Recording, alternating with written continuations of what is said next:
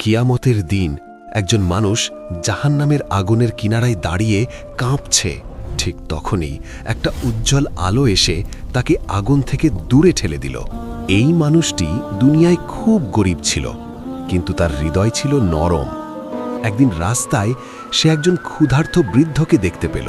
তার পকেটে ছিল মাত্র কয়েকটা টাকা, তবুও সে চুপচাপ সেই টাকা বৃদ্ধের হাতে দিল। কেউ দেখেনি, সে কাউকেও বলেনি। বছরের পর বছর কেটে গেল। সে সেই ছোট দানটার কথা প্রায় ভুলেই গিয়েছিল। কিন্তু কিয়ামতের দিন যখন সে জাহান্নামের আগুনের কাছে পৌঁছল, হঠাৎ সেই ছোট দান একটা উজ্জ্বল নূরের মতো সামনে এসে দাঁড়ালো।